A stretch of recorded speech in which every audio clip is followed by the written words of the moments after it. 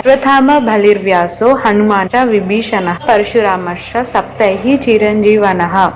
హిందూ పురాణాల ప్రకారం ప్రస్తుత కలియుగం ముగిసే వరకు భూమిపై సజీవంగా ఉండాల్సిన 7 చిరంజీవుల గురించి మాట్లాడుకుందాం. సంస్కృతంలో చిరం అంటే దీర్ఘకాలం, జీవి అంటే బ్రతికి ఉండడం అని అర్థం. ఈ చిరంజీవులు ఎవరంటే మహాభారతాన్ని రాసిన వేదవ్యాసుడు, మహాభారతంలో కౌరవుల పక్షాన పోరాడి మిగిలిన కృపాచార్యుడు, అలాగే అసురుడైనప్పటికీ గొప్ప దానమున్న మహాబలి. అందరూ వరాల వల్ల చిరంజీవిగా మిగిలితే అశ్వత్థాముడు ఒక్కడే శాపం వల్ల చిరంజీవిగా మిగిలాడు. మరియు భీష్ముని గురువైన పరశురాముడు.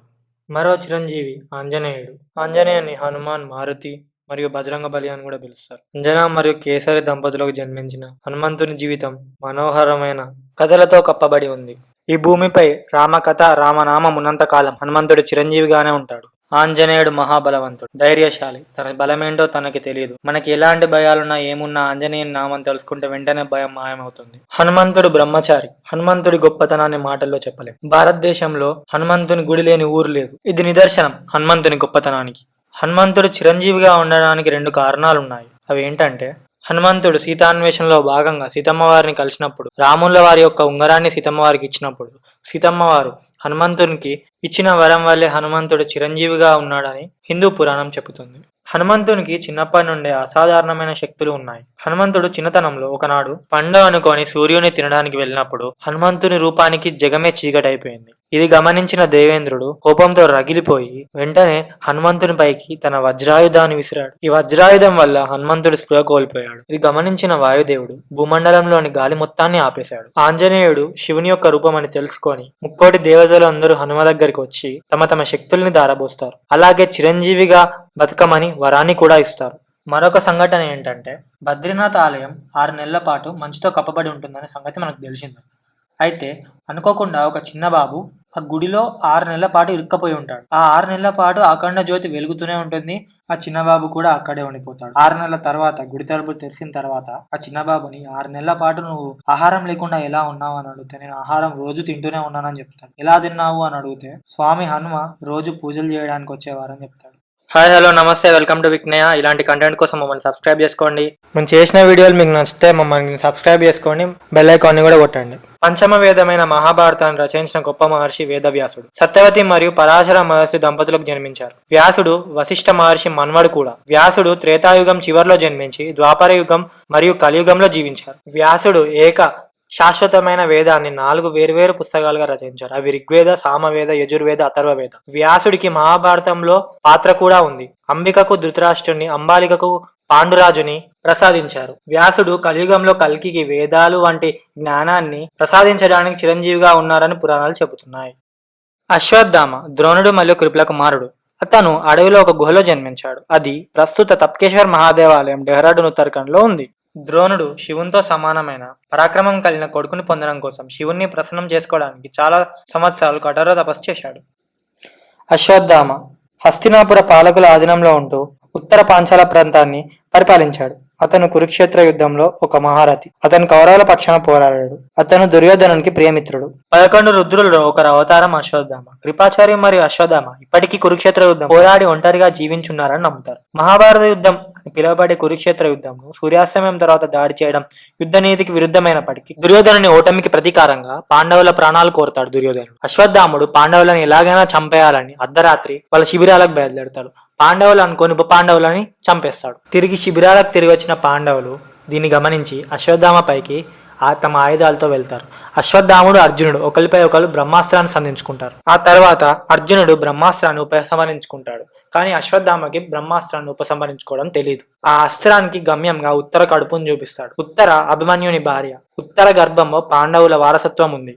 ఆ పాండవుల వారసత్వాన్ని నాశనం చేయడం కోసం బ్రహ్మాస్త్రాన్ని తన గర్భం దిశగా సంధిస్తాడు. కోపోద్రిక్తుడైన శ్రీకృష్ణుడు అశ్వత్థామని కలియుగం అంతం వరకు కుష్ఠిరోగిగా అత్యంత హీనంగా బతకమని శపిస్తాడు. అలా శ్రీకృష్ణుడి శాపం మూలంగా అశ్వత్థామ సప్త చిరంజీవిలో ఒకరిగా ఉన్నారు. బలి అని కూడా పిలువబడే మహాబలి దైవాంబ మరియు విరోచనల కుమారుడు మరియు ఆధునిక కేరళను కలిగి ఉన్న దైత్య రాజ్యాన్ని పాలించాడు. బలి చక్రవర్తి తాత ప్రహ్లాదుడు. బలి చక్రవర్తి న్యాయవంతుడు, తెలివైనవాడు, దయగలవాడు, రాజుగా గౌరవించబడ్డారు మరియు విష్ణువు యొక్క గొప్ప భక్తుడు.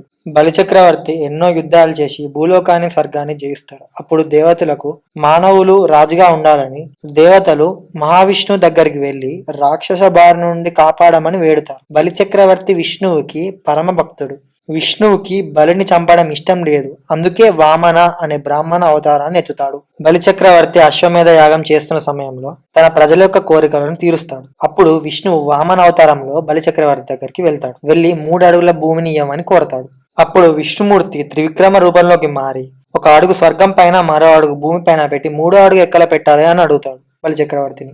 దీనికి బదులుగా బలిచక్రవర్తి తన తలపైన పెట్టమని కోరుతాడు. విష్ణు అలా తన అడుగు బలిచక్రవర్తి తలపై పెట్టగానే బలిచక్రవర్తి పాతాళ లోకంలోకి వెళ్ళిపోతాడు. బలిచక్రవర్తి దానగురానికి మెచ్చిన విష్ణువు ఈ బ్రహ్మాండం అంతరించే వరకు చిరంజీవిగా బ్రతకమని ఆశీర్వదిస్తాడు.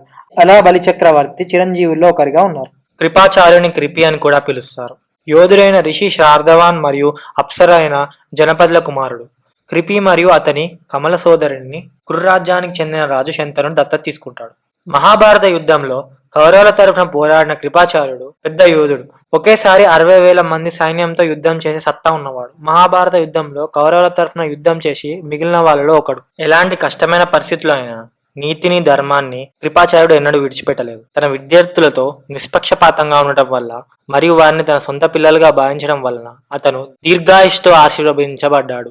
అతని నిష్ఠకు మెచ్చి శ్రీకృష్ణుడు కృపాచార్యునికి చిరంజీవత్వాన్ని ప్రసాదించాడు.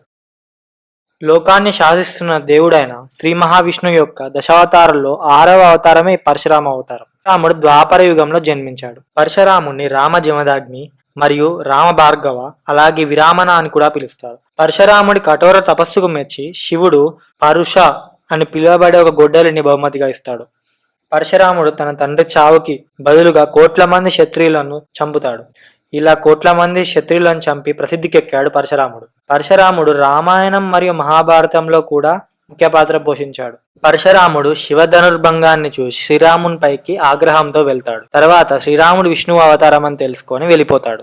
పురాణాల ప్రకారం చివరి మరియు అత్యంత శక్తివంతమైన విష్ణు అవతారంలో ఒకటైన కల్కికి పరశురాముడు గురువుగా ఉంటాడు.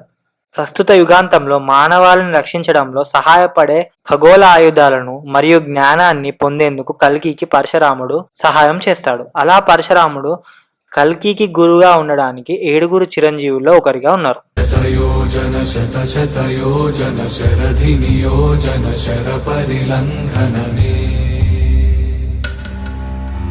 మరో చిరంజీవి లంకాధిపతి అయిన రావణాసురుని తమ్ముడు అయిన విభీషణుడు. లంకా పట్టణాన్ని పరిపాలించిన రావణాసురుని యొక్క తమ్ముడైన విభీషణుడు రాక్షస కైకాసి మరియు వృషభ యొక్క చిన్న కుమారుడు. విభీషణుడు లంకా రాజు అయిన రావణాసురుని తమ్ముడు. రాక్షసుడైనప్పటికీ విభీషణుడు తన ధర్మగుణం వల్ల కీర్తిని పొందాడు. సీతారాములు వనవాసం చేస్తున్నప్పుడు సీతమ్మ వారు ఒక బంగారు లేడిని చూసి బహుమతిగా అడిగారు. ఆ బంగారు లేడి రూపంలో ఉన్నది మారీచుడు. రాముడు బంగారు లేడి కోసం వెళ్ళగానే రావణాసురుడు సీతమ్మ వారిని అపహరించకపోతాడు. లంకకి పరస్త్రీని అపహరించడం ధర్మం కాదని విభీషణుడు శ్రీరాముని పక్షాన చేరుతాడు. యుద్ధ సమయంలో రాముడికి విభీషణుడు రావణాసుని యొక్క శక్తులను మరియు రహస్యాలను చెప్పి రాముని విజయంలో కీలక పాత్ర పోషిస్తాడు. రావణాసుని సంహరించిన తర్వాత రాముడు విభీషణుడిని లంకాధిపతిని చేస్తాడు. విభీషణునికి లంకా నగరానికి రాజుని చేసి పట్టాభిషేకం చేపించి శ్రీరాముడు అయోధ్యకు తిరిగి వెళ్ళిపోతాడు. విభీషణుడు నాటికి శ్రీ రంగనాథ స్వామి ఆలయాన్ని దర్శించుకుంటాడని పురాణాల్లో రాసి ఉంది. అయితే ఒకనాడు శ్రీ రంగనాథ స్వామి ఆలయంలో విభీషణుడు రాగా అక్కడ ఉన్న ఒక మనిషిని ఆహారం అనుకొని తన సంచిలో వేసుకొని లంకకు వెళ్ళిపోతాడు. ఆ తర్వాత ఆ మనిషి విభీషణుని ఆకారాన్ని చూసి బెంబేలెత్తిపోయి తనని వదిలేయమని వేడుకుంటాడు. దీంతో విభీషణుడు ఆ మనిషిని వదిలేస్తాడు. ఇది చాలా న్యూస్ పేపర్లలో కూడా పబ్లిష్ అయింది. ఇది వాస్తవం. అలాగే తులసీదాస్ గారికి శ్రీరాముడు కళలోకి వచ్చి నేను పూరి జగన్నాథుని ఆలయంలో ఉన్నాను, వచ్చి నన్ను దర్శించుకో అని చెప్తారు. తులసీదాస్ గారు ఎంతో ఉత్సాహంతో వెళ్తారు. అక్కడికి ఒక కోతి ఒక ముసలాయన తప్ప ఎవరూ కనిపించారు తులసీదాస్ గారికి. అయితే మరుసటి రోజు శ్రీరాముడు గారు కళలోకి వచ్చి చెప్తారు ఆ కోతి రూపంలో వచ్చింది సాక్షాత్ ఆంజనేయుడు, అలాగే ఆ ముసలి ఆయన విభీషణుడు అని. ఇది నిదర్శనం ఇంకా సప్త చిరంజీవులు ప్రపంచంలో ఇంకా బతికి ఉన్నాడని. సబ్స్క్రైబ్ చేసుకోండి, ఆ బెల్ ఐకాన్ కొట్టండి. మేము ఎంతో కష్టపడుతున్నాం, మాకు జస్ట్ మీరు సబ్స్క్రైబ్ చేసుకొని ఆ బెల్ ఐకాన్ కొట్టుకుంటే చాలు.